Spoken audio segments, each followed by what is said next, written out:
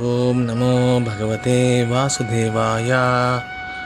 ఓం నమో భగవతే వాసుదేవాయ. ఓం నమో భగవతే వాసుదేవాయ.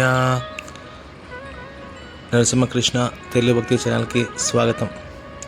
ఈరోజు మనం శ్రీమద్ భాగవతం 7వ స్కందం 1వ అధ్యాయం 7వ శ్లోకం గురించి తెలుసుకోబోతున్నాం. సత్వం రజస్తమ ఇతి ప్రకృతేరాత్మనో గుణాః నతేషాం యుగపద్రజాన్ హ్రాస ఉల్లాస ఏవవా.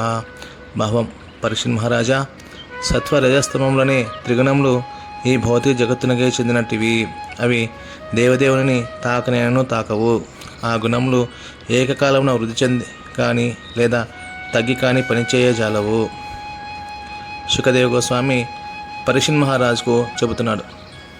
సాధారణంగా ఈ ప్రపంచంలో చాలామంది ఏమనుకుంటారంటే, భగవంతుడు శ్రీకృష్ణుడు మనలాగే పుట్టి యోగ తపస్సు చేసి మహిమలను పొంది కొన్ని అద్భుత శక్తులను ప్రదర్శించినాడు అని, అంతే తప్ప అతడేమి భగవంతుడు కాదు అని.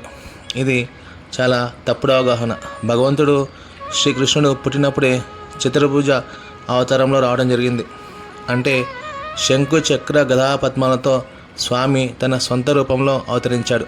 కానీ తన తల్లిదండ్రులైన దేవకి వసుదేవుల ప్రార్థన మేరకు తిరిగి సాధారణ శిశువుగా మారాడు. అంతేకాకుండా పూతన అనే రాక్షసుని చంపే సమయానికి శ్రీకృష్ణుని వయస్సు ఎంతో తెలుసా? కేవలం 6 రోజులు మాత్రమే. మరి మీరే చెప్పండి, 6 రోజుల సాధారణ శిశువు ఎక్కడైనా పూతన రాక్షసుని చంపుతుందా? చంపలేదు కదా. ఇంకొక ఉదాహరణ, శ్రీకృష్ణునికి 7 సంవత్సరాల వయసు ఉన్నప్పుడే తన చిటికిన వ్రేలితో గోవర్ధనగిరి పర్వతాన్ని ఎత్తి అక్కడ ఉన్న బృందావన వాసులందరినీ రక్షించాడు. ఒక సాధారణ బాలుడే అయితే ఇన్ని లీలలు ఎలా చేయగలుగుతాడు? చేయలేడు కదా. కావున అతడు సాక్షాత్తు భగవంతుడే. అతడు సర్వశక్తిమంతుడు. అతడు చేయలేని కార్యం అంటూ ఏది ఉండదు. మరి ఇంత చిన్న వయసులోనే ఇన్ని లీలలు చేస్తే మరి శ్రీకృష్ణుడు యోగ తపస్సు ఎప్పుడు చేశాడు? మహిమలను ఎప్పుడు పొందాడు? కావున అదంతా సరైన భావన కాదు. భగవంతునికి సత్వ రజస్తమో గుణాలు ఏవి అంటావు? ఎందుకంటే నిన్న ఎపిసోడ్లో మనం చెప్పుకున్నట్లు భగవంతుడు ఆధ్యాత్మిక శక్తికి చెందిన వ్యక్తి. అతడు ఈ భూలోకానికి వచ్చినంత మాత్రాన అతనికి ఈ భౌతిక గుణాలు అంటావు. ఉదాహరణకి, ఒక జైలులో ఒక జైలు అధికారి ఉంటాడు. అలాగే శిక్షను అనుభవిస్తున్న ఖైదీ కూడా ఉంటాడు. కానీ జైలు అధికారికి ఉన్న స్వేచ్ఛ జైల్లో ఉన్న ఖైదీకి ఉండదు కదా. జైల్లో ఉన్నంత మాత్రాన జైలు అధికారి తప్పు చేసినట్లు కాదు కదా. జైల్లో అతని ప్రత్యేకతలు అతనికి ఉంటాయి. భగవంతుడు కూడా అంతే. ఈ భూమి మీదకు దుష్ట శిక్ష రక్షణ కోసం వస్తాడు. అలా వచ్చినంత మాత్రాన అతని దుర్యోగుణాలు ఏవి తగ్గిపోవు అనే విషయం మనం తెలుసుకోవాలి. మనలో చాలామంది ఈర్ష్య, అసూయ, అహంకారం, ద్వేషం అనే లక్షణాల వల్ల జీవితంలో ఎప్పుడూ సంతోషంగా ఉండలేరు. ఉదాహరణకి, మనలో ఏదైనా ఒకటి ఎక్కువైనా బాధనే లేదా తక్కువైనా బాధనే. అంతేకాకుండా ఇతరులతో పోల్చుకుని మరీ బాధపడుతూ ఉంటాం. దీనికంతటికీ కారణం మన యొక్క అజ్ఞానం వల్లనే. కానీ భగవంతుడు అలా కాదు. శిలా ప్రభుపాదుల వారు భగవంతుని గురించి ఏం చెప్తారంటే, ఈశ్వరః పరమః కృష్ణః సచ్చిదానంద విగ్రహ అనాదిరాదిర్గోవిందః సర్వకారణ కారణం. ఈశ్వరః పరమః కృష్ణః అంటే ఈ కృష్ణ భగవానుడే ఈ ప్రపంచానికంతటికీ పరమ నియామకుడు. సచ్చిదానంద విగ్రహ అంటే ఆ కృష్ణుడే నిత్యము వెలుగొందినటువంటి ఆనందం కల విగ్రహ స్వరూపుడు.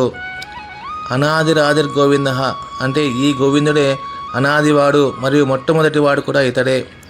సర్వకారణ కారణం, ఈ భూమి మీద జరిగే అన్ని కారణాలకు మూలకారకుడు అతడే.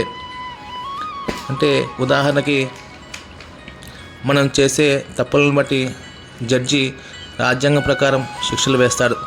సేమ్ అలాగే భగవంతుడు కూడా మనం చేసే పాప పుణ్యాలను బట్టి మనకు సంతోషాలను కానీ దుఃఖాలను కానీ ఇస్తూ ఉంటాడు. ఆయనకు ఎవరి పట్ల ప్రేమ కానీ ద్వేషం కానీ ఉండదు. అతడు కేవలం ఒక జడ్జి మాత్రమే. ప్రస్తుతం మనం పొందే అన్ని సుఖాలకు లేదా కష్టాలకు కారణం అతడే. అంటే మనం చేసే పనులను బట్టి సుఖాలు కష్టాలు అనేవి వస్తూ ఉంటాయి. ఆయన సర్వకారణ కారకుడు. కావున మనలో భయం వచ్చినా, బాధ కలిగినా, సంతోషం అనిపించినా, కోపం వచ్చినా, ఆందోళన పడుతున్నా ఇవన్నీ భౌతిక గుణాల వల్లనే. వీటి నుండి మనం బయటపడాలంటే ఉన్న ఏకైక మార్గం శ్రీమద్ భాగవతం మరియు భగవద్గీత ప్రకారం మనం జీవించటమే. ఇది ఒక్కటే మార్గం. దీనికి మించిన మార్గం వేరొకటి లేదు. ఈ ప్రకృతి గుణాలను నియంత్రించేవాడు కూడా అతడే.